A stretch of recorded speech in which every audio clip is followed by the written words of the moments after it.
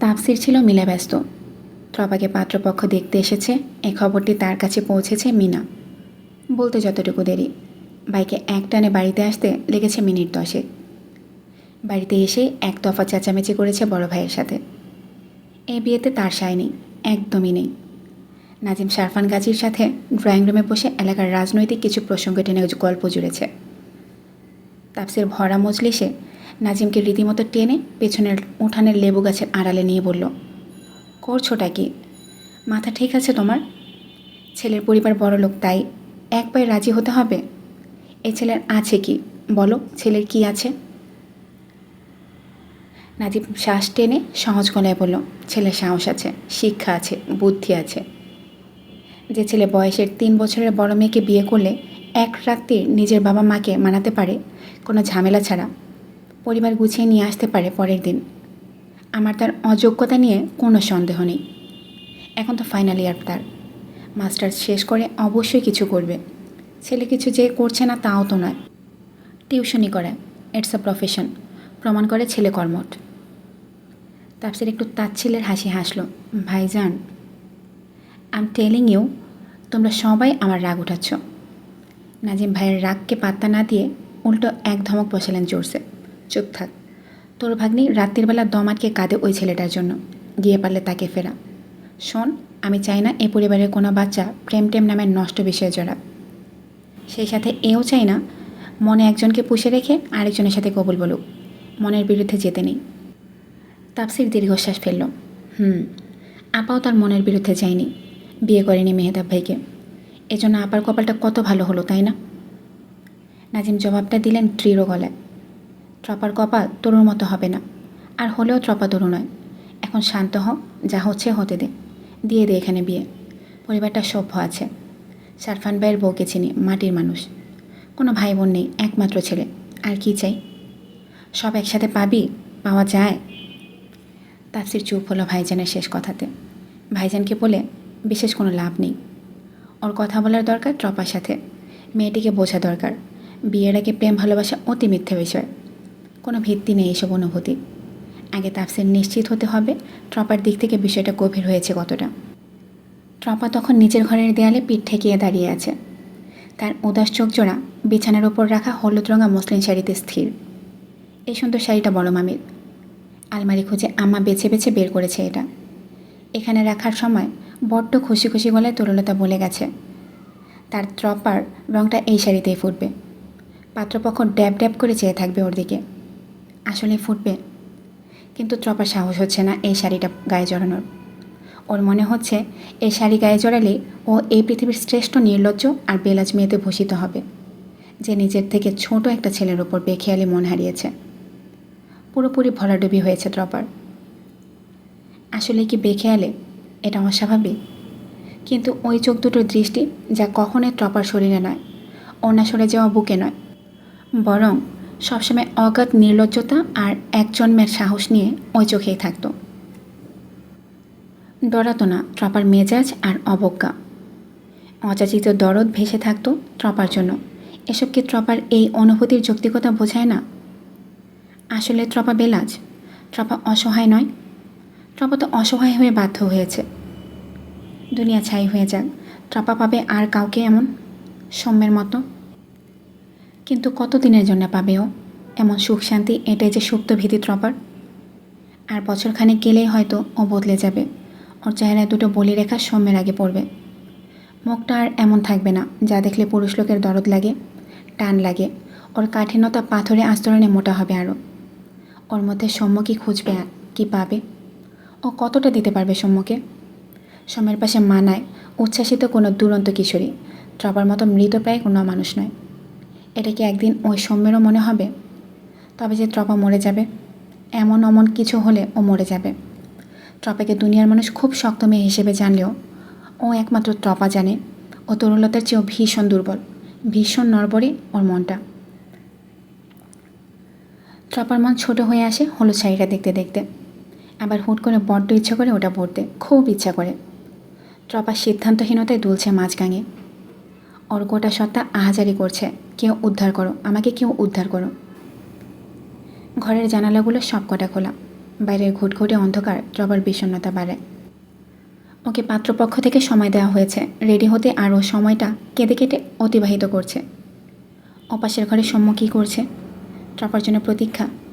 ছেলেটা খুব গম্ভীর হয়ে আছে, বড্ড মায়া হয় ট্রপার। রূপা এসে উঁকি দেয় ঘরের দরজা থেকে। তখন ফিসফিসিয়ে বলে, এই আপু, নিয়াজ সৌম্য বাইরের মুরগির ঘরের ওপাশে যে গন্ধরাজ গাছটা আছে ওখানে অপেক্ষা করছে। আমাকে পাঠিয়েছে তোকে ডাকতে। মুরব্বীরা এখন জমি জমার আলাপ করছে রে, তাদের কারো মনোযোগ নেই অন্যদিকে। তুই গিয়ে একটু দেখা করে আয়। ট্রপা চমকালো শুরুতে, এরপর থম মেরে দাঁড়িয়ে রইল। আবার গিয়ে দাঁড়াতে হবে ওই ছেলের সামনে? এ অসম্ভব। ওই ছেলে তাকে এলোমেলো করে দেবে। অবকার মতো ওই ছেলের তালে তাল মেলাবে। নিজের যে একটা ব্রেন আছে সেটা আর কাজে খাটাবে না। সুপ্ত শ্বাসটুকু ছেড়ে দিয়ে ট্রপা তবুও মাথায় ওড়না টানল। একটা বিহিত হওয়া দরকার। সবার চোখ খুব সাবধানে ফাঁকি দিয়ে গুটি গুটি পায়ে এগিয়ে গেল ওপাশে ট্রপা। ঘুটঘুটে অন্ধকারের মাঝে মোবাইলের ফ্ল্যাশ লাইটে অমন লম্বা ধাঁচে ছেলেটাকে খুঁজে পেতে কষ্ট হয়নি। ট্রপা গিয়ে দাঁড়িয়ে পড়ে পেছনটায়। সৌম্য ঘুরে আলোটা উঁচু করে এক চোট দেখে নেয় ট্রপাকে। দেখে নেয় ট্রপার সাজ পোশাক। তারপর ধীর গলায় বলে, ফপিরা শাড়ি পরা পাত্রী আশা করেছে। শাড়ি পরাটা কোনো কষ্টের কাজ নয় তোমার জন্য। তুমি তোমার গোটা জীবনে ইতিপূর্বে 27 বার শাড়ি পরেছ আমার হিসাব মতে, এবং কোনো দুর্ঘটনা ঘটানো ছাড়াই খুব চমৎকারভাবে ক্যারি করেছ। একবার পয়লা বৈশাখে কুচি খুলে গেছিল, অবশ্য সেটা তোমার দোষ নয়, তাই মনে হচ্ছে না এটা খুব কঠিন হবে তোমার জন্য। যাও শাড়ি পরে নাও। সৌম্যের কথা শুনে চোখ তোলে ট্রপা। হাঁ করে চেয়ে থেকে অস্ফুটে বলে, গুনেছ তুমি? মনে রেখেছি। সৌম্যের গলা যার পর নেই ধীর, কেমন ঠাসা গম্ভীরতা। ট্রপার ঠোঁট কাঁপে, ফের বলে অস্থির হয়ে, সৌম্য, তোমার আমার সাথে আলোচনা করা উচিত ছিল সবাইকে নিয়ে এখানে আসার আগে। অবুঝ তুমি। সৌম্য ট্রপার এ কথার জবাবে নিরুত্তর। বরং ট্রপার টের পায় ছেলেটা অস্বাভাবিক মাত্রায় গম্ভীর হচ্ছে ক্রমশ, যা ট্রপা এর আগে দেখেনি। ট্রপা অস্থির হয় আরও, কেঁদে ফেলে, সৌম্য শোনো, ঠান্ডা মাথায় শোনো, আমি কিন্তু রাজি হয়ে যাব, কিন্তু এটা উচিত হবে না আমাদের, সত্যি বলছি। কী রঙের শাড়ি? সৌম্য যেন ট্রপার কথা শুনছেই না, বরং ওর মনের মতো গুছিয়ে নিতে চাইছে গোটা পরিস্থিতি। ট্রপা সম্মোহিতের ন্যায় বলে, কাঁচা হলুদ। সৌম্য ঘাড়টা মৃদু নেড়ে সম্মতি দেয়, সুন্দর রঙ। 5 মিনিটও লাগবে না হয়তো শাড়িটা পরতে, আমি আব্বুর পাশে গিয়ে বসছি। সৌম্য শোনো, অনেকটা দূরে এগিয়ে গিয়েছি ট্রপা। আমাকে পেছাতে হলে তোমাকে ততটাই শক্ত হতে হবে যতটা আমি, কিন্তু আমার মনে হচ্ছে তুমি সেটা না হতে পারবে। সৌম্য। ট্রপার শরীর কাঁপছে। সৌম্য খানিকটা ঝুঁকলো এবার। আধো আলোতে চোখ দুটো বেজায় কঠোর লাগছে ছেলেটার, একটু স্বৈরাচারী লাগছে, তবে কণ্ঠে কোমলতা ঢেলে বলল, ডু ইউ ওয়ান্ট আমি তোমাকে এখন টাচ করে আমার কথাটার সত্যতা প্রমাণ করি? ট্রাস্ট মি, তুমি আমার প্রস্তাব ফিরিয়ে দিতে অতটা শক্ত নও। ট্রপা কাঁপল বিষম খেয়ে। মেয়েটার থুতনি ঠেকেছে গলায়, চোখের পানি সে তো গালে প্রবাহমান। তবে সৌম্য ও চোখের পানি পাত্তা না দিয়ে বলল, ফপিরা তোমার গায়ের রং থেকে শুরু করে সব কিছুর গভীর পর্যবেক্ষণ চালাবে। আজীবন তো ছ্যাঁচড়ামি করে এলাম, আর একটা ছ্যাঁচড়া অনুরোধ করি। অনুরোধ সিন ক্রিয়েট করবে না, তাদের কোনো আবল তাবল আচরণে মেসেজ উঠাবে না। সবাইকে ম্যানেজ করতে আমার ঘাম ছুটে গেছে, আমি তাদের বকে দেব পরে। কিছুক্ষণ দাঁত চেপে সহ্য করে নিও তাদের। সৌম্য গটগট করে চলে গেল ট্রপাকে ফেলে। অন্ধকারে বোকার মতো দাঁড়িয়ে রইল ট্রপা। এরপর ছুট লাগিয়ে গিয়ে ঢুকলো রুমে। হলুদ শাড়িটা হাতে তুলে পরে নিল চুপচাপ। তাপসির ট্রপার কাছে জবাবদিহিতা চাইতে এদিকটাতেই আসছিল তখন, তবে ট্রপাকে কাঁদতে কাঁদতে ঘরে ঢুকতে দেখে ওখানে থেমে রইল। ভাগ্নিকে কিছু জিজ্ঞেস করার সাহস আর তার হয়নি। সাজগোজ করার পরে ট্রপা মাকে বলল তার মাথা ধরেছে, লেবু গাছ দিয়ে চা খাবে। তরুলতার সামনের বারান্দা থেকে কিছু লেবু গাছ নিতে এসে দাঁড়িয়ে পড়ল ওখানটাতে। ঘুটঘুটে অন্ধকারের বুক ছেড়ে একটা অবয়ব এদিকে এগিয়ে আসতে দেখা গেল, এবং সময় নিয়ে যখন মানুষটার মুখটা দেখল, গোটা শরীর অস্বস্তিতে ঝাঁকুনি দিয়ে উঠল তরুলতার। গত রাতের পর থেকে লোকটার নাম শুনলেও বিব্রত হচ্ছে সে। কি এক নতুন জ্বালা তৈরি হয়েছে এই বুড়ো বয়সে। তরুলতা ঘাস ছেড়ে ঘুরবে এমন সময় মেহেতাব হালকা গলায় ডেকে উঠল, ও তরু, মিনা ভাবি কই? শোনো, আরে এদিকে তাকাও, আজ গাঙের কেজি 3 তপসে মাছ উঠেছে ছিদামদের জালে, নিয়ে এলাম কিনে। এটা একটু তাজা তাজাই ভাজতে বলো মিনা ভাবিকে। তরুলতার লোকটার থেকে আড়াল হতে মরিয়া থমথমে গলায় বলে, আপনিই বলুন। মেহতাব কিঞ্চিত অবাক হলো তরুর গলা শুনে, বলল, শরীর খারাপ নাকি? ফ্যাস ফ্যাস করছো কেন? তরুলতা মাথা নেড়ে বলল, আমি এভাবেই তো কথা বলি। মেহতাব আশেপাশে তাকিয়ে বলল, বাড়ির ভেতরটা গমগমে মনে হচ্ছে, এত মেহমান কারা? ট্রপাকে দেখতে এসেছে চেয়ারম্যান বাড়ি থেকে। ভেতরে আসুন, বসেন বলছি। চেয়ারম্যান বাড়ি থেকে মানে? ও বাড়িতে বিবাহযোগ্য ছেলে তো কেবল সৌম্য। ওই সৌম্যই পছন্দ করে ট্রপাকে। মেহতাব হাঁ করে রইল কিছুক্ষণ, এরপর ধিমি আওয়াজে বলল, বুঝে শুনে আগাচ্ছ তো? ট্রপার কী মত? সেও পছন্দ করে। মেহতাব যার পরনায় বিস্মিত, বিড়বিড় করল, অবাক কাণ্ড। নাজিম বন্ধুর গলা টের পেয়ে বসার ঘর থেকে উকি দিয়ে হাত তুলে ডেকে নিল বন্ধুকে।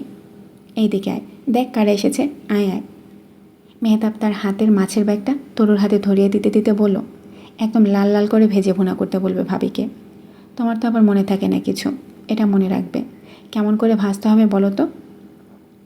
লাল লাল, অস্ফুটে বলল তরুলতা। ছোটোকালে এর জন্যই আমি তোমাকে বেশি বেশি কুমড়োর বীজ খেতে বলতাম তরু, যাতে স্মৃতিশক্তি পোক্ত হয়। শুনতেন না তখন আমার কথা। মস্কারাটি করে মেহতাব পা বাড়িয়ে বড় ঘরের দরজার দিকে যায় হন্তদন্ত হয়ে। মেহতাব যাওয়ার পরেও তরু ব্যাগ নিয়ে দাঁড়িয়ে রইল চুপচাপ। ব্যাগের মধ্যে থাকা লাল লাল তাজা তপসে মাছগুলো তরুর মুখের দিকে তাকিয়ে আছে। চা খেয়ে মাথাটা হালকা করেছে ট্রপার। এই ঘর থেকে নাজিম হাঁক ছাড়ল তখন, এই মিনা, ট্রপাকে আনো, সারফান ভাই ডাকছে। সবাইকে নাস্তা বেড়ে দিয়েছে রূপা আর মিনা। তাপসিরও কিছুক্ষণ ছিল সাথে। তারপর মিনা গিয়ে ঘর থেকে ট্রপাকে ডেকে আনলো। সৌম্যের বড় ফুপু রোমানা উঠে দাঁড়িয়ে ট্রপাকে আগলে ধরে নিয়ে বসায় তাদের একপাশে। ট্রপা বসতে বসতে খুব সাহসী হয়ে এক পলক তাকিয়েছে সৌম্যের মুখে তখন। সৌম্য নির্বিকার চোখে ট্রপাকে দেখছে। মুখে হালকা পাউডার লাগিয়ে দিয়েছে রূপা, ঠোঁটে লিপ গ্লস, হলুদ শাড়ির পরা পাটটাতে সোনালি সুতার কাজ, কানে একজোড়া সোনার দুল পরিয়ে দিয়েছে মিনা। এই এতটুকুই ট্রপার সাজ, তবে সামান্য হলেও ও বাড়ির সবার মনোযোগ আটকেছে খুব করে। ট্রপা বসে সবাইকে আবার সালাম দেবে কিনা ভাবছিল। সৌম্যের পাশে বসে আছে ওর মেজো ফুপি। সে প্রায় ফিসফিসিয়ে বলল, মেয়ে একটু খাঁটো রে। তখন বাইরে থেকে যখন এলো তখন তো বুঝিনি, হিল পড়েছিল মনে হয়, আর অতি রোগা, খায় না বুঝি। সৌম্য তৎক্ষণাৎ চোখ পাকালো মেজো ফুপিকে। এর মধ্যে ওর এক চাচি বলে উঠল, এই পা সুন্দর, পা সুন্দর, পা দেখো। সৌম্য ঘাড় বাঁকিয়ে আবার চাচিকে চোখ পাকালো। ভদ্রমহিলা থতমত খেল। ট্রপার কানে কথাগুলো আসছে, তবে ওসব শুনে আর রাখতে পারল না ও। এতক্ষণের অস্থিরতা উবে গিয়ে ওর কেন জানি খুব হাসি পেল সৌম্যের মুখটা লক্ষ্য করে। বাড়ির সব মহিলাকে চোখ পাকাতে ব্যস্ত যে ছেলেটা। ট্রপা হাসল নিশ্চুপে কতক্ষণ, এরপর চোখ নামিয়ে নিল, দৃষ্টি নিজের হাতে। সারফান গাজী নীরবতা ভেঙে বললেন, কিছু বলার আছে তোমার ট্রপা? ট্রপা চোখ তুলে আরও একবার সৌম্যের গম্ভীর মুখটার দেখে ধীরে ধীরে মাথা নাড়ল। তার কিছুই বলার নেই। সোজাসাপটা বলল সারফান গাজী, শোনো, তবে আমার মতে বিয়ে হতে হবে অতি সহজ উপায়। আমি বিষয়টা নিয়ে ঝুলাঝুলি পছন্দ করছি না। আমি এই গ্রামের চেয়ারম্যান। আমার ছেলে আর তার পছন্দের পাত্রী নিয়ে কোনো রটনা রটুক তা চাচ্ছি না। তোমরা উভয়ই বালেক, মন দেওয়া নেওয়া নিশ্চয়ই জেনে বুঝে করেছো উভয়। তাই আশা করছি আর ভাবাভাবির কিছুই নেই তোমাদের। আগামী পরশু মানে শুক্রবার মাগরিব বাদ আক্ত। এটা নাজিম ভাই আর আমার সিদ্ধান্ত। তোমার আব্বা ফিরোজ আহমেদকেও অন্তর্ভুক্ত করা হবে। আমি আজ রাতেই তার সাথে কথা বলবো। আমি কোনো ধরনের পারিবারিক বিশৃঙ্খলা চাচ্ছি না। বিয়েটা হয়ে থাকবে। সামনে তো চৈত্র, এ সময় বউ ঘরে তোলার নিয়ম নেই আমাদের বাড়িতে। মাস পহেলা তুলব। কথা শেষ করে সারফান গাজী তার ছোট বোনের দিকে তাকালেন। সারফান গাজীর চোখের ইশারায় তার ছোট বোন রোজি উঠে এসে ট্রপার গলায় চেন পরিয়ে দিল একটা। ট্রপা দেখল তার সাজের খামতিটুকু পুষিয়ে দিয়েছে এই চেনটা। ট্রপা বুঝল সেই সাথে খুশি লাগছে নিজেকে এই রূপে দেখে। ট্রপা দোয়া করল নিজের জন্য, ওর এই খুশি দীর্ঘ হোক। মেহমানরা আলাপে ব্যস্ত। তাপসির ওখান থেকে বেরিয়ে পাঞ্জাবির হাতা গুটিয়ে নিতে নিতে ভেতরের ঘরে যাচ্ছিল। পথিমধ্যে রূপাকে দেখে গম গম করে উঠল, এই রূপা, আমার ঘরেরটাকে দেখেছিস? রূপা ও ঘরের জন্য পানি নিয়ে যাচ্ছিল। একটু থেমে নাক কুচকে বলল, ঘরেরটা মানে? ঘরেরটা মানে ঘরেরটা? তোমার বাইরেরটাও আছে নাকি?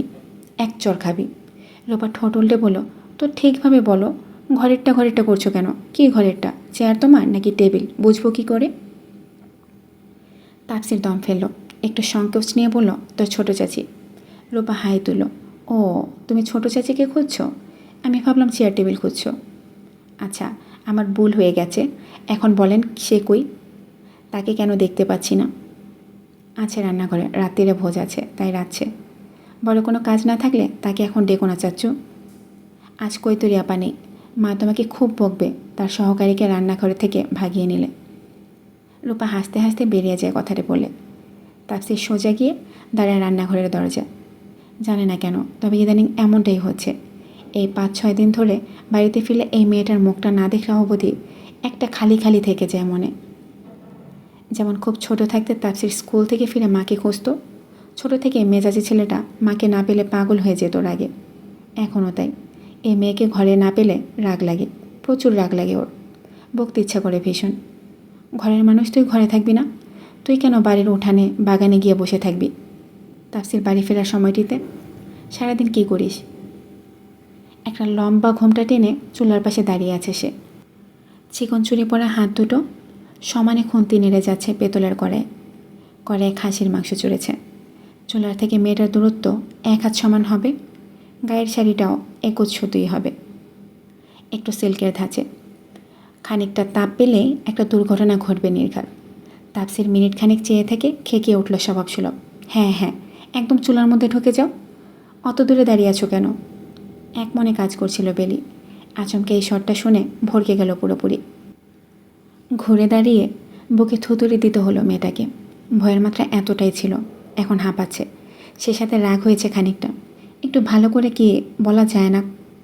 বেলি নিশ্চিত বেলি একদিন এই লোকের ধমকে মরবে। আস্ত পাজি এক লোক। তবে ও নিজের পরিস্থিতি দেখে লজ্জায় পেল। চুলা থেকে দূরে সরে বোঝালো ওর খেয়াল ছিল না। তাপসির কপাল কুচকে এগিয়ে গেল। পাতিলে ওকে মেরে বলল, খাসি রাঁধছ? খাওয়াও খাওয়াও, আমার তো গা জ্বলে যাচ্ছে এতটুকু ছেলেকে পাত্র হিসেবে দেখে। ভাই, কেউ আমার কথা গায়েই মাখছে না। বেলি তুমি বলো, ট্রপাকে বুঝবে ওই ছেলে? স্বামীর বয়স বউয়ের থেকে 10 বছরের বেশি না হলে হয়? স্বামীর বয়সে ভারত না থাকলে বউকে বোঝে? ট্রপা গাধিটা কী করে রাজি হলো কে জানে। হাদি একটা। ওই ছেলে তো বুঝবেই না ট্রপার কখন কী চাই। বেলি কাজে ব্যস্ত, তবে ওর পাশে দাঁড়িয়ে থাকা লোকটার এমন বকবক ওর ভালো লাগছে। ও মাংসে মইয়ের পানি দিয়ে লোকটাকে আর চোখে এক পলক দেখে ইশারা করে বলল, আপনি তো আমার চেয়ে 11 বছরের বড়। আপনি বোঝেন আমাকে? বোঝেন আমার কখন কি দরকার? তাপসির বলে, কেন বুঝবো না, সবই বুঝি। বেলির মুখটা উজ্জ্বল হলো নিমেষে। পাল্টা প্রশ্ন করল, বোঝেন তাহলে বলেন তো আমার এখন কি দরকার? তাপসির 1 মিনিট চেয়ে থেকে রাশভারী গলায় বলল, কি দরকার? তোমার এখন জোরসে একটা থাপ্পড় দরকার, নয়তো তুমি আগুনের পাশ থেকে সরবে না। বেলি লাফিয়ে উঠল এবারের প্রবল ধমকটিতে। খেয়াল হলো ওর বড় ঘোমটার এক পাশে গিয়ে আবার চুলো ছুঁয়েছে প্রায়। ও আজ দুর্ঘটনা একটা ঘটিয়ে ছাড়বে মনে হচ্ছে। তাপসির ওকে টেনে এক পাশে এনে চুলার আঁচ কমিয়ে দিয়ে বিড়বিড় করলো, স্টুপিড। বকা শুনে বেলির মন খারাপ না হয়ে উল্টো হাসি পাচ্ছে। ও ঠোঁট টিপে মুখ ঘুরিয়ে রাখলো। তাপসির এতক্ষণে বেশ ভালো করে খেয়াল করলো মেয়েটাকে। লাল শাড়ি পরেছে, একটু সেজেছে নাকি? ভালো লাগছে। রান্নাঘরে কাজের চাপ না থাকলে অবশ্যই রুমে রাখত একে তাপসির মন খুলে প্রশংসা করতে, হাত দিয়ে প্রশংসা করত। মেয়েটির দুর্ভাগ্য, তাপসিরের প্রশংসা থেকে বঞ্চিত হলো এ দফায়। ও চোখ নামিয়ে গমগমে সরে বলল, এত সাজার কি আছে? ও পক্ষ থেকে ছেলে ছোকরা এসেছে, সামনে যাবে নাকি ওদের? বেলি ঘন ঘন মাথা নেড়ে ঠোঁট ফুলিয়ে। সে অমন মেয়ে নয়। এরপর সাফাইও দেয় ইশারা। এসব সাজ নাকি শুধু তাপসিরকে দেখাতে করেছে সে। তাপসির মেঘি হাই তুলে বলল, আমাকে দেখাতে সাজবা কেন? আমার জন্য তো সাজার কিছুই নেই। এখানে কি মিস ইউনিভার্স প্রতিযোগিতা হচ্ছে? আমি কি জাজ? তোমাকে কি মেডেল দেব? বেলির মুখটা চুপসে যায় এমন কথায়। মাথায় রাগ উঠে যায় প্রচণ্ড। তার ঘাট হয়েছে সে আর কখনো এই বাজে লোকের জন্য সাজবে না বলে প্রতিজ্ঞা করে নিলে। তখনই তাপসির বাঁকা হেসে নতিস্বরে বলল, লাল পড়েছ আমাকে দেখাতে, অথচ আমার আগে দেখছে বাড়ির সবাই। এটা ঠিক না বেলি। লাল রঙটার মাহাত্ম্য বোঝো? এটা পড়তে হয় কেবল স্বামীকে দেখাতে, অন্য কাউকে দেখালে পাপ হয়। এরপরে আগে ভাগে পড়ে ধেই ধেই করবে না, আমি বলবো তারপর পড়বে। বেলি চোখ নামালো আচমকা লজ্জা পেয়ে। লাজুক মুখটা দেখে তাফসিরের মনটা উদাস হয়ে গেল। এত সুন্দর মেয়ে মানুষ অথচ কথা বলতে পারে না। তাফসির কখনো ওর বইয়ের গলা শুনবে না। তাফসিরের বাচ্চারা এবিসিডি শিখবে না মায়ের মুখে। একটা গোটা অধ্যায় তাফসিরের জীবনে অপূর্ণ থাকবে। তবে পর মুহূর্তে যখন মাসুম চোখ জোড়া দেখল তাফসির, ওসব চিন্তা সরল ওর। এখন এখান থেকে বেরোনো দরকার, নয়তো একটা অঘটন এই রান্নাঘরে ঘটিয়ে দেবে তাফসির। পুরুষ মানুষকে এত ঢিলা বানিয়েছে কেন ওপরওয়ালা, বুঝে পায় না তাফসির। ও ঘুরে পা বাড়ালো বাইরে যাবে বলে। বেলিও ঘুরে খুন্তি নাড়ল পুনরায়, তবে পরপর আবার পিছু ফিরল মৃদু শব্দ হতেই। দেখল তাফসির চৌকাঠের বাইরে পা না রেখে আবার রান্নাঘরে ঢুকে এক পাশের মেঝেতে দাঁড় করিয়ে রাখা বটিটা মেঝেতে নামিয়ে রেখে দিল। বেলিকে উদ্দেশ্য করে খমখমে গলায় বলল, স্টুপিড। বটিটা ও পাশে কখন দাঁড় করিয়ে রেখেছিল বেলি ওর মনে নেই। ও গাজর কাটছিল সম্ভবত, তবে একটু বেখেয়ালে ওদিকে সরলে পা কেটে যেত। বিষয়টা উপলব্ধি হতে ও সিটিয়ে গিয়েছে ভয়ে। তাফসির উঠে মেজাজ নিয়ে বাইরে বেরোনোর জন্য পা বাড়ায় আবার, তবে সেকেন্ডে ফিরে এসে এবার বেলির ইয়া বড় ঘোমটা টেনে খুলে আঁচলটা ওর কোমরে গুঁজে দেয়, যাতে অসাবধানতায় আঁচলটা আর এদিক সেদিক না পড়ে। এরপর একটা ভয়াবহ কাণ্ড হয়। তাফসির ঝুঁকে ঘাড়ে ঠোঁট ঘেঁষে দেয় বেলির। খুব আবেশ নিয়ে বলে, এই গলাটা এত সুন্দর, এখানকার প্রশংসা একটু করাই যায়। লোকটা বাতাসের বেগে এসে ঝড়ের বেগে চলে গেল। এবার পাকাপাকিভাবেই গেল। আর পিছু ফিরে এসে বলল না বেলিকে স্টুপিড। কিন্তু স্টুপিড বেলি দিন দুনিয়ার হুঁশ খুঁয়ে মেঝের দিকে দৃষ্টি দিয়ে দাঁড়িয়ে রইল চুপচাপ। তার গাল ভরা হাসি। লোকটা তাকে ভালোবাসে মুখে বলেনি, না কখনো বলবে, কিন্তু ওই যে নামিয়ে রাখা বটিখানা, যাতে অসাবধানতায় বেলির পা না কাটে, ওই বটিখানা কি কিছু লক্ষ্য দিচ্ছে, কিছু সাক্ষ্য দিচ্ছে যে বেলির স্বামী তাকে ভালোবাসে। বেলির চোখে পানি এলো হাসতে হাসতে। মেয়েদের কেউ ভালোবাসলে তাদের চোখে পানি আসে। চৈত্রের এই বিকেলটা যেন ত্রপার বিয়ের জন্য সাজানো ছিল। চারপাশে এক অদ্ভুত মিশ্র আবহ, যেখানে কখনো রোদ মৃদু আয়োজনে তার তীব্রতা দেখাতে চায়, আবার হালকা বাতাস এসে সে তেজকে নরম করে দেয় খানিক পরপর। হাওলাদার বাড়ির আঙিনায় দাঁড়ালে মনে হয় পথের ধারের সুপারি আর তালগাছগুলো শেষ বিকেলের রোদের আলোয় ঝিলমিল করে উঠছে। পাতার ফাঁক দিয়ে তামাটে রোদ ধুলোমাখা মাটির ওপর ছায়ার নকশা আঁকছে তখনও। বাতাসেও এক ধরনের শুকনো গন্ধ, পাকা ধানের খোসা, শুকনো ঘাস আর সামান্য রোদে পোড়ামাটির গন্ধ মিলেমিশে আছে। মাঝে মাঝে দক্ষিণ দিক থেকে একটা উষ্ণ বাতাস এসে গালে লাগে ত্রপার, আবার কখনো হালকা শীতল হাওয়া সেটাকে মানিয়ে নেয়। নিচের ঘরের বেলকনিতে দাঁড়িয়ে গামছা ছেড়ে চুল শুকাচ্ছিল। এইমাত্র বড্ড তাড়াহুড়ো করে খুবই ছোট পরিসরে গায়ে হলুদ ছোঁয়া হয়েছে মেয়েটার। সকাল থেকে সে নিজেও দ্বিধায় ছিল তার হলুদ মেখে গোসল করা হবে কিনা। যেহেতু আপাতত কেবল আঁকতেটাই করা হচ্ছে, খুবই সীমিত আর অল্প আয়োজনে কবুল বলা বলি হবে। বড় অনুষ্ঠান বৈশাখের 2 তারিখে। সৌম্যের পরীক্ষা শেষ হবে তখন। কিন্তু মিনা বড্ড জেদ করে পেছনের ক্ষেত থেকে হলুদ তুলে এনে কৈতরীকে দিল বাড়তে। তারপর বেলি, তার মেজোজা এবং আরও বংশীয় কজন যাকে নিয়ে গেল 2:30টার পরে জোয়ারের পানি তুলে আনতে খাল থেকে। মাহাদিকে আম গাছে তুলে মগডাল থেকে কচি পাতা এনেছে। জুনিয়র রূপা সামনের বারান্দা সাজাচ্ছে আলপনা দিয়ে। ত্রপার মেজ মামা আফসার হাওলাদার একজন সরকারি কর্মকর্তা, পরিবার নিয়ে খুলনা থাকে। ভাগ্নের বিয়ে উপলক্ষে সবাই এসেছে ও ঘর থেকেও। আফসার আর তাফসির মিলে লোক খাটিয়ে তেরপাল টাঙিয়ে দিচ্ছে উঠানে। আবহাওয়ার খবরটা বিশেষ ভালোও নয়। মেহমান আসা যাওয়া করবে 2-3 দিন ধরে। বাড়ির মধ্যে এমনিতে স্থান সংকুলন। বৃষ্টি নেমে গেলে ঝামেলা এড়াতে এই ব্যবস্থা নেওয়া হচ্ছে। বাচ্চারা আশেপাশে ছোটাছুটি করছে দেখে দফায় দফায় খাচ্ছে তাফসিরের মৌখিক চর। বিয়েবাড়িটা মাতিয়ে রেখেছে মূলত তাফসিরের গলা। বেলি কতক্ষণ রান্নাঘরে ছোটে, কখন এসে স্বামীর হাতে ধরিয়ে দেয় ঠান্ডা পানির গ্লাস। এ নিয়ে 8 গ্লাস ঠান্ডা পানি সে স্বামীকে খাইয়েছে তার মেজাজ ঠিক রাখতে। গুনল সে এক ফাঁকে। বিয়ের পয়নামা ভরা লাগেজটা বিশাল বড়। ও বাড়ির ঝুমা ভাবি যখন জিপারটা খুলল, তখন নতুন বইয়ের জন্য কেনা সব বাজার সদাই লাফিয়ে পরে ছড়িয়ে গেল বিছানায়। শাড়ি, সালোয়ার স্যুট, বোরখা, কসমেটিক্স, ব্যাগ, পাথরের গহনা, জুতা, সুগন্ধি, সাবান, চিরুনি। টাকায় কেনা প্রতিটি জিনিস কি অদ্ভুত সুন্দর। ত্রপা প্রতিটা জিনিস ছুঁয়ে ছুঁয়ে দেখছে।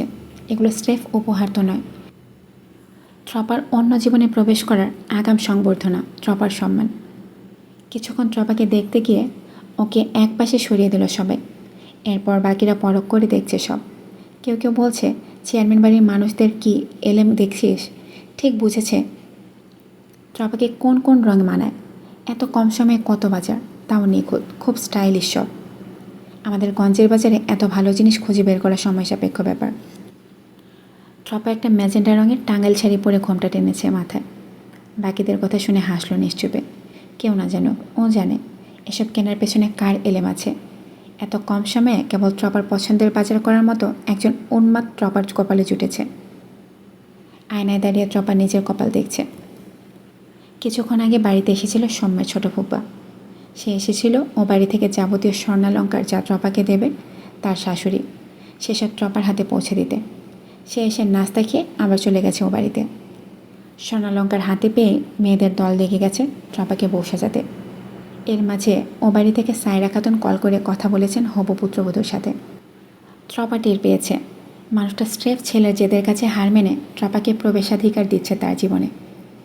এমনিতে কণ্ঠ ভার ভার গম্ভীর, তবে ট্রপা ওসব গায়ে মাখল না। একটু পেতে হলে জীবনের কখনো কখনো নির্লজ্জ হতেই হয়। ট্রপা আপাতত ওঠে, বরং সে খুশি খুশি বলে হবু শাশুড়িকে আম্মা ডেকেছে ওকে ডাকতে বলার পরই। নাজিম হাওলাদার বারান্দায় বসেছিলেন মেহতাবকে নিয়ে। খুব সাদামাটা বিয়ে হলেও জনা 30 লোক তো খাবেই। এবারের সব মিলিয়ে হবে 60 থেকে 70 জন।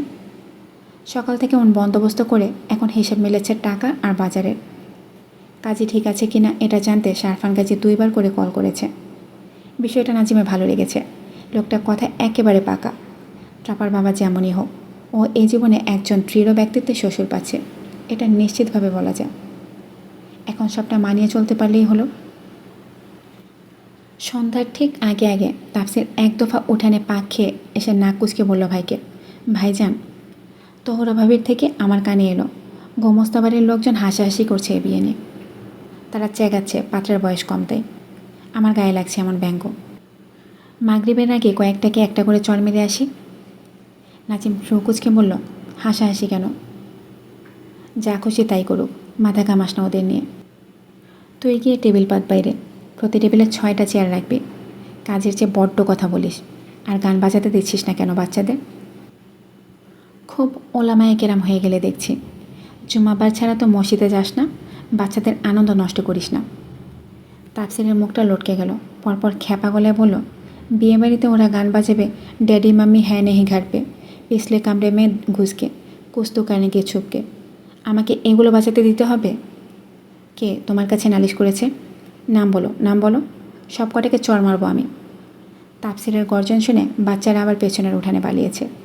জুনি, মাহদি আর আফসার হাওলাদারের 3 ছেলে মেয়ে আফিয়া, আফরা, আয়মান ছিল ও দলে। পাড়ার কতক বাচ্চারাও ছিল। নাজিম হাসতে হাসতে বলল, বলিস না কিছু, বোঝে কম। তুই তোর কাজে যা, ভালো দেখে একটা গান ছেড়ে দে। কোনো গান বাজবে না, গান ছাড়াই আমি বিয়ে করেছি, গান ছাড়া ও বিয়ে হয়। No sound, no music, no daddy mummy হ্যাঁ ঘাটবে, বজ্জাত কতগুলা। ভাইয়ের কিছু কিছু জেদের সাথে পেরে ওঠে না নাজিম। এমনি তো এই সন্ধ্যাবেলা গান বাজানো তারও শুনতে ইচ্ছে করছে না, তাই কথা বাড়ালো না এ ব্যাপারে। তাফসির রেগে মেগে যাচ্ছিল বাইরে বাচ্চাদের খুঁজতে। তবে বেরোতে গিয়ে চৌকাঠের দিকে পা বাড়াতে আচমকা ওর নজরে পড়ল বেলিকে। বড় বারান্দার এক প্রান্তে দরজা ধরে দাঁড়িয়ে উকি দিচ্ছে তাফসিরকে দেখতে। মুখে চাপা অস্থিরতা, হাতের ইশারায় সুন্দর করে ডাকলো ও আবার। ভ্রুর মাঝখানটা জড়িয়ে আসে তাফসিরের। এগিয়ে গিয়ে বলে, চোরের মতো দাঁড়িয়ে আছো কেন? এভাবে ডাকে কেন? কে? বেলি আশেপাশে তাকালো আরেকবার। এরপর অল্প হেসে আঁচলের নিচ থেকে একটা ছোট্ট স্টিলের বাটি বের করে ধরল তাফসিরের সামনে। 1 বাটি গরুর মাংস, যা এইমাত্র রান্না করা হয়েছে। হাত থেকে দৃষ্টি সরিয়ে বেলির মুখটা দেখল তাফসির। চোখ জোড়া প্রশ্নাত্মকর। ওদিকে বেলি সময় নেয়নি, লোকটার হাতে বাটিটা ধরিয়ে দিয়ে ছুটল ভেতরে। তাফসির অবাক চোখে বাটি দেখছে তখনও। অবুঝের মতো বের করে, এটা কি? হুট করে মাংসের বাটি ধরিয়ে দিয়ে গেল কেন? মাথায় সমস্যা নাকি? চায়ের ট্রে হাতে পাশ থেকে যাচ্ছিল রূপা। বলল, মাথায় সমস্যা না, এটা লাভ ল্যাঙ্গুয়েজ চাচ্ছু। তোমাকে খেতে দিল, খেয়ে নো, বোকা বোকা কথা না বলে। আবার গলা ফেরে চিল্লায় সবাইকে জানিও না, চাচিকে কেস খাইয়ে দিও না। চাচি সম্ভবত এটা লুকিয়ে এনেছে তোমার জন্য। রূপার কথা শুনে তাপসির আবার হাতের বাটিটা দেখে। চোখ জোড়া প্রকট বিস্ময় মেলে গিয়েছে। এবার একটু অস্বস্তি লাগছে। ছোটোবেলায় মা এমনটা করতো, কারণ তাপসিরের গরুর মাংস ভীষণ পছন্দ ছিল। তারপর বহু বছর এমনটা হয়নি, বহু বছর পরে আজ হয়েছে আবার। ও চুপচাপ এক পিস মাংস তুলে মুখে পুরে বলল, বিড়বিড় করলো, বোবার আবার লাভ ল্যাঙ্গুয়েজে আছে। তাপসির খেতে খেতে উঁকি মারছে দরজার ওপাশে। শান্ত চোখ দুটো বেলিকেই খুঁজছে। বেলি এলো খানিক বাদে, হাতে শশা আর পানির গ্লাস নিয়ে তাপসিরকে দিল। সংকুচিত মুখে দাঁড়িয়ে রইল দেয়াল ঘেঁষে। তাপসির ওর নত মুখ থেকে গমগমে শুরু হলো, হাত পাতো। বেলি বিভ্রান্ত হয়ে হাত পাততে মাংসের এক পিস দিল ওর হাতে তাপসির। বেলি চোখ তুলল অবাক হয়ে। তাপসির প্রকুচকে বলে যায়, একা খেলে পেট খারাপ হতে পারে, তাই দিচ্ছি। বেলি চোখ নামায় আবার, চুপচাপ খেতে থাকে। আর তাপসির খেতে খেতে দেখতে থাকে ওর পা থেকে মাথা। শাড়ি চুড়ি পরে সাজলে এই মেয়ের মধ্যে একটা রাজকীয় ভাব চলে আসে, বিশেষ করে সোনালি পাড়ের শাড়িগুলো পরলে। শরীরটাও গোলগাল মেয়েটার, রানীদের মতো লাগে, এটা তাপসিরের আগেও দেখেছে। অমায়িক সুন্দর। ও ছোট ছোট শ্বাস ফেলে। আশেপাশে তাকিয়ে খুব ক্ষীণস্বরে বলে, একটু পরে হাত ধুয়ে রুমে এসো তো। বলতে বলতে হাই তোলে তাপসির। চোখ মেলায় না বেলির চোখে। মুখটা গম্ভীর করার ভান করলো, যেন বেলি ভয় পেয়ে রাজি হয়ে যায় দ্রুত। বেলি একটু ঘাবড়ায়ও আদেশ শুনে। রান্নাঘরে কাচের চাপ খুব। ফাঁকি দিলে জায়েরা বকবে নির্ঘাত। ও খুব সাহস করে জানতে চাইল, কোনো জরুরি কাজ? কি হয়েছে? তৎক্ষণাৎ খিচখিচ করে উঠল তাপসির। কী জরুরি কাজ সেটা তোমাকে আগে বলতে হবে, তারপর তুমি যাবে?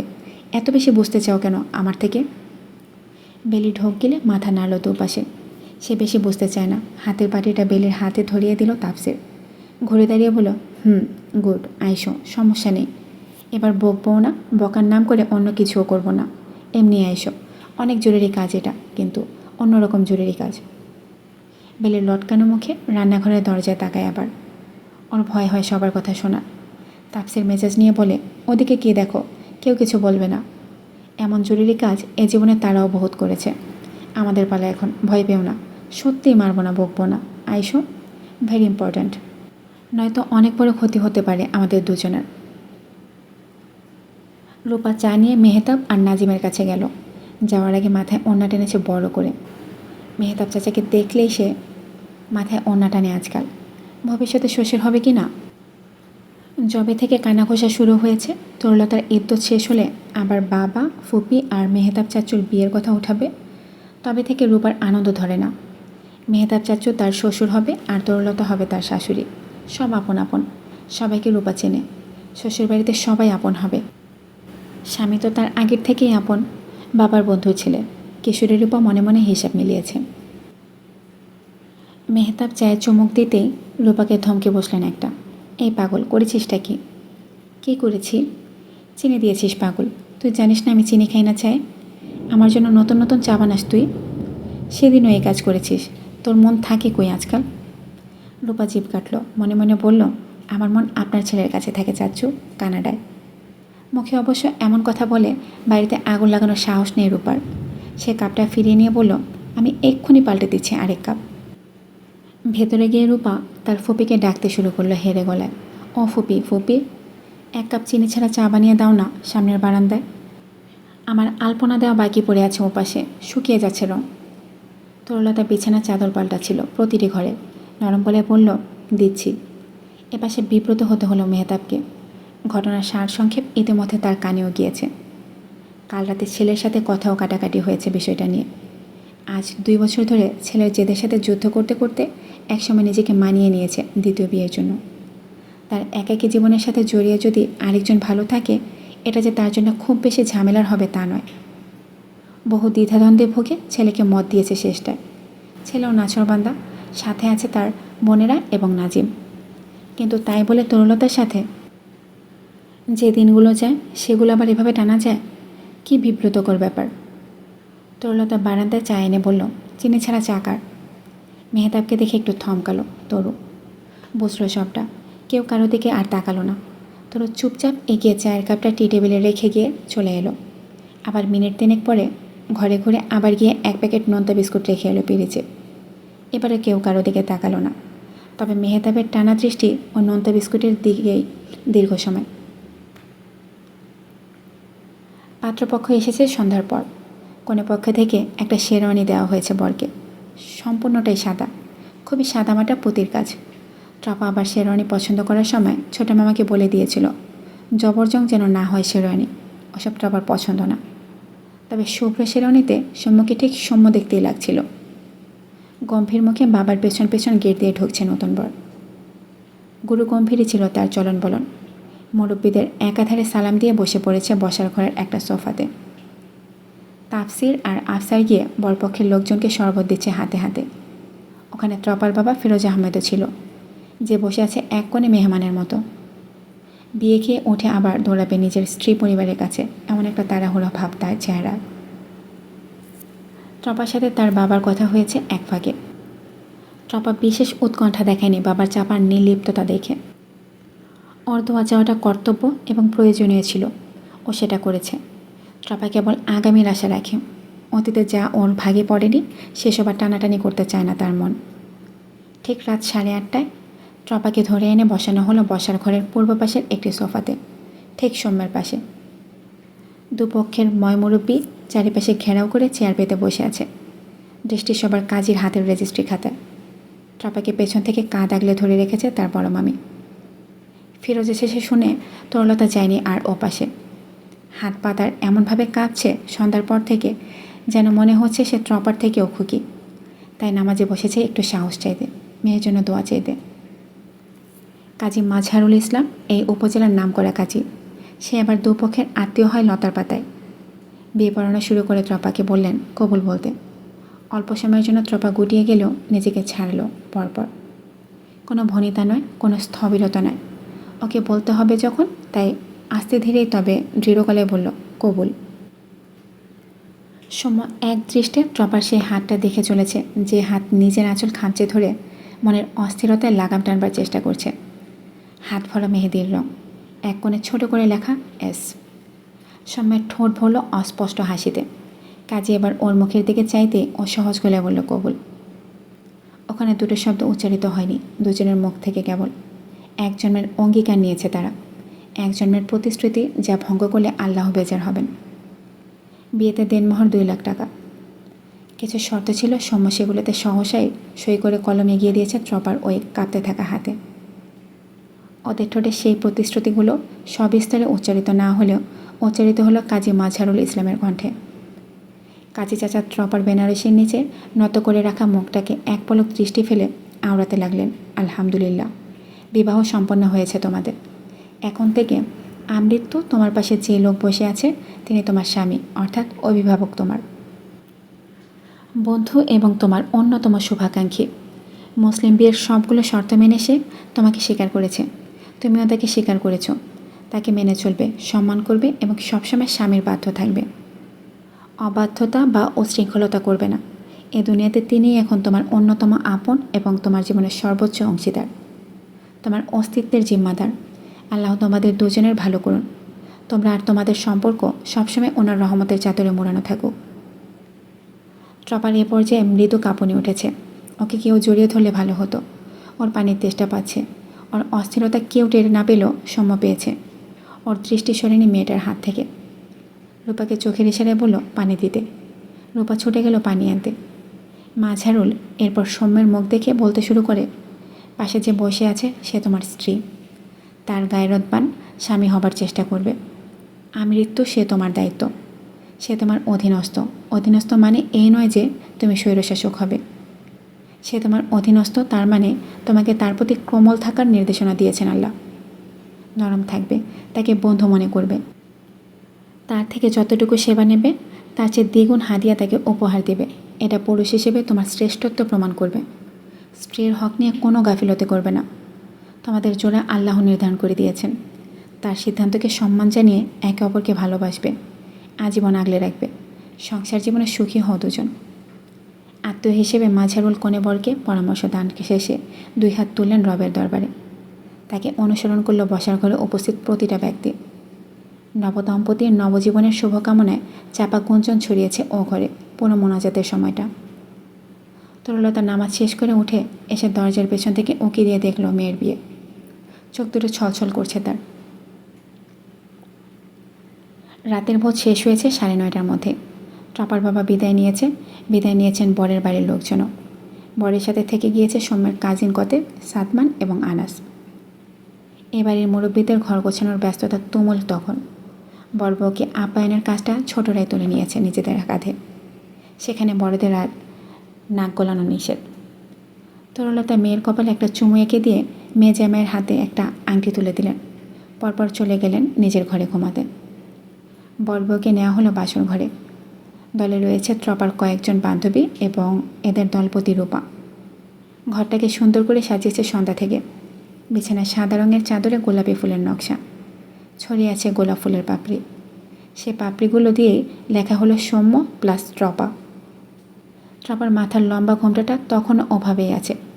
সামনে থেকে তাকালে কেবল থুতনি বোঝা যায়। ও ঘরে ঢুকে ঘোমটার ফাঁক গুলিয়ে এক পলক দেখল বিছানাটা। শরীরটা আরেকবার মৃদু বেগে ঝাঁকুনি দিল। অগাধ লজ্জায় ছোটোখাটো শরীরের কাঁধ নামিয়ে কুঁজো হয়ে গেল মেয়েটা। হেউলি পাতার মাদুর বিছানো হয়েছে মেঝেতে। বর বউকে পাশাপাশি বসিয়ে রূপা এবার আয়না ধরল ট্রপার মুখের সামনে। এক হাতে সরিয়ে নিল ঘোমটাটা। সময় এতক্ষণে তার বউকে দেখতে পেয়েছে পুরোপুরি। কপালে চন্দনের নকশা আঁকা, থুতনিতে ফোঁটা দিয়েছে। একটু মান্ধাতার আমলের সাজ, তবে তার বউকে দেখতে ভালোই লাগছে। রূপা বলল সৌম্যকে, কাকে দেখা যায় দুলাভাই? সৌম্য খুব সহজ গলাতেই জবাবটা দিল, ট্রপাকে। এই ট্রপা কে আবার? ট্রপাটা কে? তরুণীদের উৎসুক দৃষ্টি সৌম্যের মুখ বিবরে ঘুরপাক খায়। এবার ট্রপাও চোখ তুলে তার স্বামীর দিকে তাকল। গালের খোঁচা খোঁচা দাঁড়িয়ে আছে সেভাবেই রেখেছে, তাকে যাতে খুব বয়সী পুরুষ মনে হয়, যাতে খুব ম্যানলি লাগে।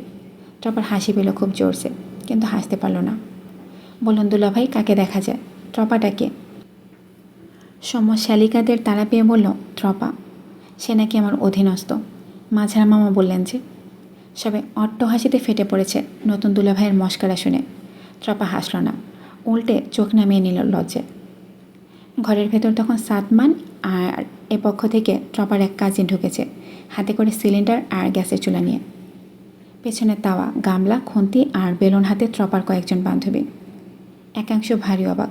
সমভ্রু উঁচিয়ে বলল, এসব কি? হাই তোলো সাদমান। আজ নাকি কী সব রীতি আছে, মেয়েদের দল এগুলো পালন করবে। জানি না ছাতার মাথা, আমাকে বোকা পেয়ে খুব খাটাচ্ছে। রূপা দাঁত বের করে বলল আস্তে ধীরে, এটা একটি পাকিস্তানি একটা রিচুয়াল। কোনো একটা প্রদেশে পালন করা হয় দেখেছি। বউ রুটি বেলে ঠিকঠাকভাবে তাওয়া ফেলবে, আর বর সেটাকে ভাজবে, মানে উল্টে পাল্টে দেবে। এই রিচুয়াল করলে কি হয়? ট্রপার প্রশ্ন শুনে রূপা বলে, এটা প্রমাণ করবে সংসারী পতিপত্নী হিসেবে দুজনের নিয়ন্ত্রণ জ্ঞান। প্লিজ আপু, অমত করো না। গান বাজনা করতে দেয় না বড়রা, আমরা একটু মজা করি এখন। ট্রপা কিছু বলার আগে মাথা নেড়ে অনুমতি দিল সৌম্য। ট্রপাকে আটার দলা বানিয়ে দেওয়া হলো। ট্রপা দলা কেটে বড় মাপের লেচি বানিয়ে ফ্যাল করে তাকাচ্ছে সবার মুখের দিকে। সারা জীবন বইয়ে মুখ গুজে রাখা ট্রপা জানে না রুটি বেলতে। ওকে আম্মা কখনো করতে দেয়নি এসব কাজ। এটা সৌম্যের সামনে স্বীকার করতে তার ভীষণ লজ্জা পেল। সৌম্য তাকে খুব গুণবতী মেয়ে ভাবে, এই ধারণা এখন চুরমার হয়ে ভেঙে যাবে। বিষয়টা ভেবে ট্রপার হাসিও পেল কিছুটা। তবে ও সাহসও করল। পিঁড়িতে লেচি ফেলে বেলুন দিয়ে ডলাডলি করলেই তো রুটি হয়ে যায়। এটা তো অসম্ভব কিছু নয়। মাথার ঘোমটা সামলে ট্রপার লেচির উপর আটা ছড়িয়ে দিয়ে বেলুন নিল হাতে। তবে ঘর শুদ্ধ মানুষ কিছুক্ষণের মধ্যে বুঝে ফেলল নতুন বউ অকর্মার ঢেকি। ঠোঁট টিপে হাসতে শুরু করলো বাকিরা।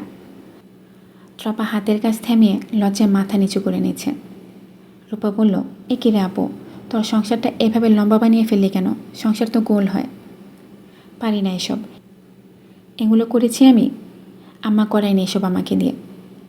ট্রপা স্বীকারোক্তিতে রূপা বলল, সংসার করতে এসেছো আর রুটি বেলতে পারবে না, এটা তো হয় না শোনা। আজ তোমাকে রুটি গোল বানিয়ে দেখাতেই হবে, নয়তো রিচুয়াল কমপ্লিট হবে না। এরপর তুমি চুলা ধরিয়ে দিয়ে জিজু ভাজবে এটা উল্টে পাল্টে। ক্যামেরাম্যান হিসেবে সাদমান হাঁটু গেড়ে বসে গিয়েছে। ট্রপা আরেকটা লেচি নিল। আটা ছড়িয়ে দিতে গিয়ে বুঝলো এবারও সে ব্যর্থ হবে। খামোখা সময় নষ্ট। তখনই এক কাণ্ড ঘটে গেল ও কিছু বুঝে ওঠার পূর্বে। থমকালো ট্রপা। ক্রমশ উপলব্ধি হলো ওর পাশের মানুষটার ডান হাত বাড়িয়ে ওর পিঠ ছুঁয়ে হাতটা ওপাশ থেকে ঘুরিয়ে এনে ট্রপার ডান হাতের উপর চাপিয়েছে, আর এপাশ থেকে বাম হাতে চাপিয়েছে।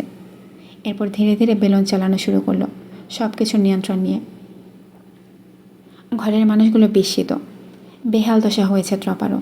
ও ঘাড় ঘুরিয়ে ছেলেটার গম্ভীর মুখটা দেখেছে গোল্লা গোল্লা চোখ চেয়ে। সৌম্য ত্রপার চোখে চোখ রাখলো না, বরং খুব ক্ষীণ আওয়াজে বলল, কিন্তু আমার আম্মা আমাকে রুটি বানানো শিখিয়ে দিয়েছে। ঢাকায় গেলে নিজের রান্না নিজে করেই খাই আমি, বউয়ের হাতে খেতে পারি না। রুটি আমার পছন্দের খাবার, তাই শিখতে হয়েছে। ত্রপা দম আটকে চেয়ে আছে। রূপা বলল, চিটিং হচ্ছে কিন্তু দুলাভাই। সৌম্য জবাব দিল, তো তোমরা বলছো বউকে একটা সংসার বেলতে হবে, এটা কিন্তু বলনি সংসার বেলার সময় তার হাতের উপর স্বামীর হাত রাখা যাবে না। অকাট্য যুক্তি। রূপা বলল, আচ্ছা ঠিক আছে, এবার রুটিটা ভাজতে হবে, আপা চুলা ধরা। ত্রপা বোকা বোকা মুখে তখনও ছেলেটাকে দেখছে, বেখেয়ালি হয়ে চুলা ধরিয়ে এক প্রকার। পাশ থেকে আবার সৌম্য ওর হাতের চুড়িগুলো টেনে কোনোই অবধি সরিয়ে দিল, যাতে আঁচ না লাগে স্বর্ণে। এবারও হাতের দিকে তাকালো ত্রপা। সৌম্যের মুখটা গম্ভীর। রূপা বলল, এবার কিন্তু ভাজতে হবে দুলাভাই। সৌম্য ঘাড় নেড়ে খুন্তিটা হাতে তুলে নিলে বলল, একদম, আপনাদের খুশির জন্য সব কিছু। তারপর দয়া করে ঘরটা খালি করুন।